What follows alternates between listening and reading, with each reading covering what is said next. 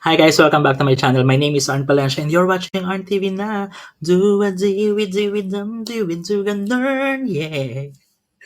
Guys, hulaan nyo kung bakit ako naka-pink.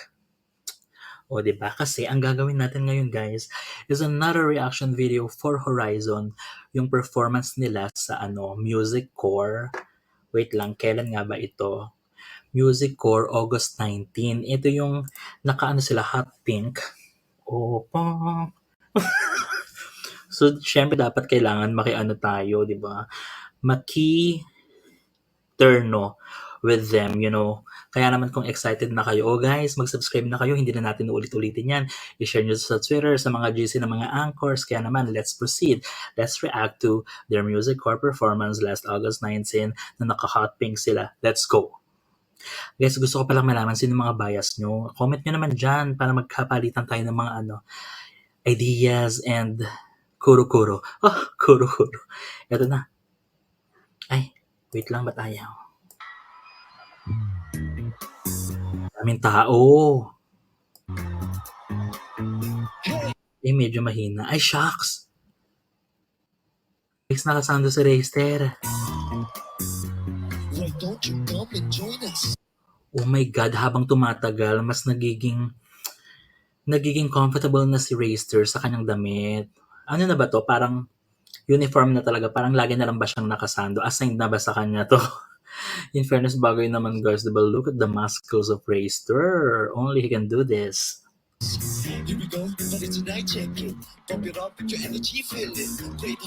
Wapo. Ang ganda ng stage. Kyler, grabe. Hindi talaga nakakasawa yung mukha.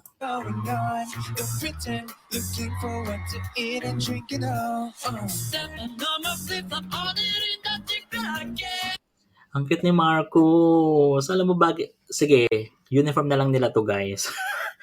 Kasi 'di ba siya din yung parang laging may ganyan na headdress, nakakatuwa. Bagay na bagay kasi parang napaka-playful at saka yung personality niya naman talaga is ganyan talaga. And can I just say, bagay din sa kanila yung hot pink. 'Di ba ang bongga? At hindi ko maipapangako ang kulay rose. Naging ano na. Grabe guys. Ang hot ni Rayster. Very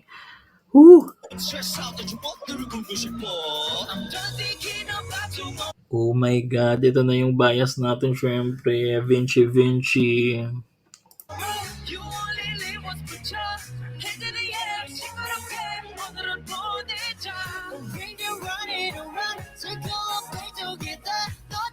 Grabe no, parang kunwari hindi ka fan ng Horizon tapos first time mo mapanood yung performance nila, mahuhook ka na agad.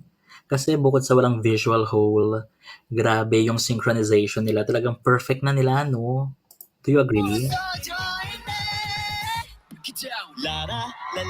Ang cute din ni Kim. Siya na rin yung parang laging makeup before parang, ay, sabagay sa MV yun yung makeup si ano.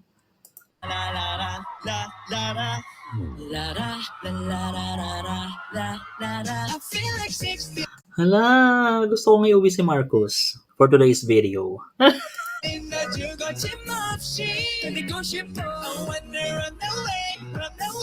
Grabe no, kamusta kaya yung ano nila sa Mexico? Grabe, minahal sila doon at tinanggap no.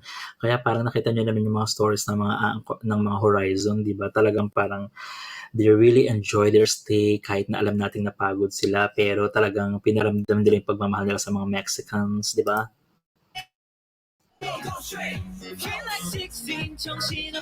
Oh my God. Pag magkasama talaga yung Beanster in one frame, isama pa natin si Kyler. Oh. Ay, teka, nakasalibre si Jiro. May pamascles din.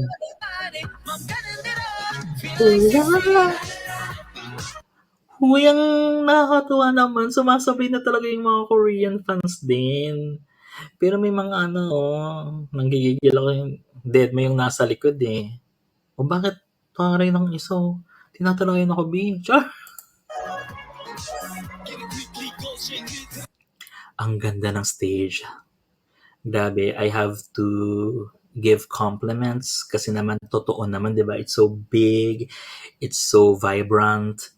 Talagang 'pag ikaw naman siguro nandiyan sa stage talagang mapapa-perform ka ng 1,000%.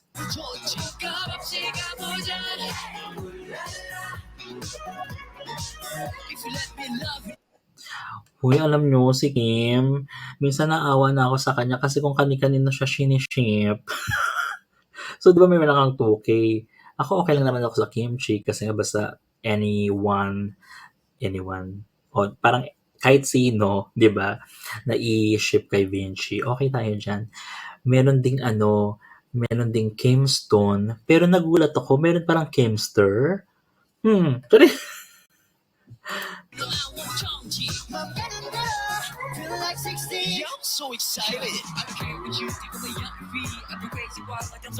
Grabe, ang galing talaga ni Jeremy diyan 'no.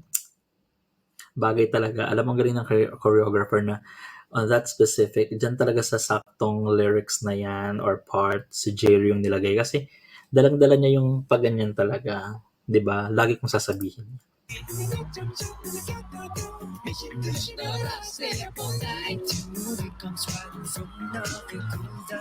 Teka nga, curious ako talaga eh, sino yung parang medyo, parang si Kim 'no, yung pinakamaliit sa 7 or si Vinci? Kasi ito si ano, si Marcos 14 pa lang, so tatangkad pa yan. Grabe, Raster. Sorry na guys, ulitin natin yun. Ay, teka lang. Oh. Grabe. The swag and everything, the confidence level is overflowing.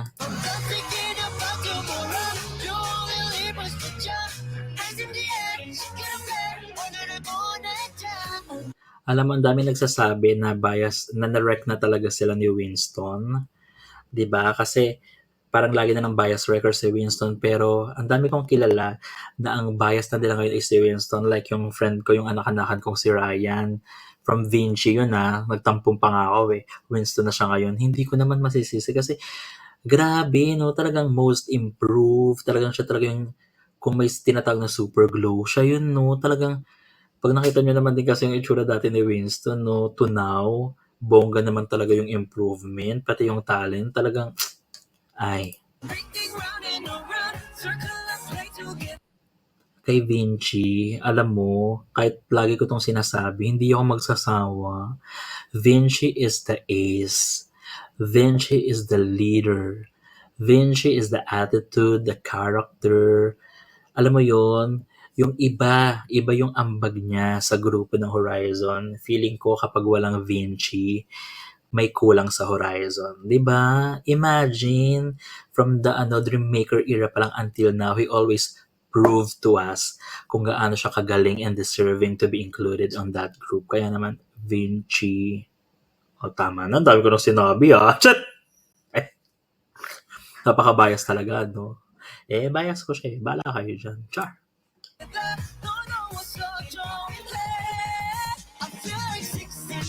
Hindi ako maka-move on sa yung last reaction ko last night. Yung grabe yung yung mga pa-skin reveal ni Vinci doon, no? Tingnan nyo, grabe, ang daming nanood sa Twitter.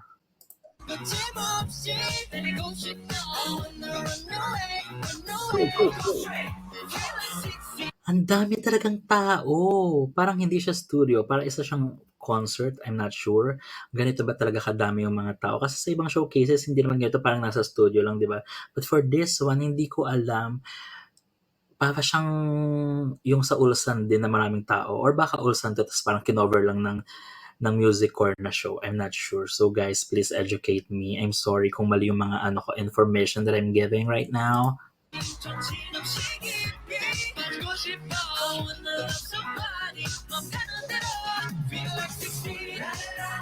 What is pahinga? What is pahinging tubig? Parang mga hindi sila napapagod. Guys, excited na ba tayo sa September 9? Makikita na natin to live na live, oh.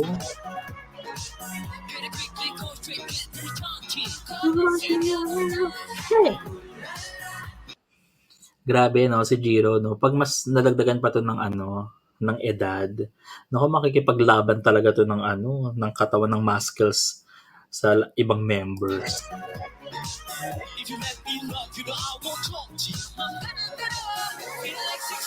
Ba't parang pawis na pawis si Vinci?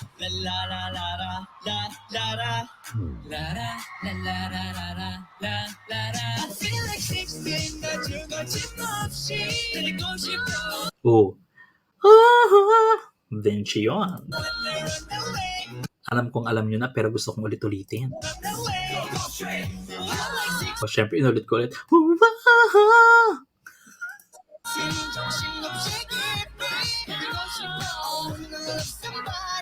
Ay, naka-live ba sila? Saan sila yung ano? Alam ko may isang live daw. I think yun yung naka-white sila. Sige, hindi ko pa yung nare-reactan guys eh. Naku, abangan nyo. Ang dami kong backlogs guys.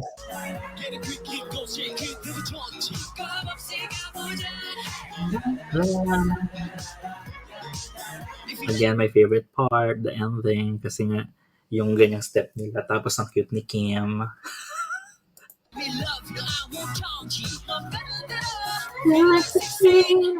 Aww.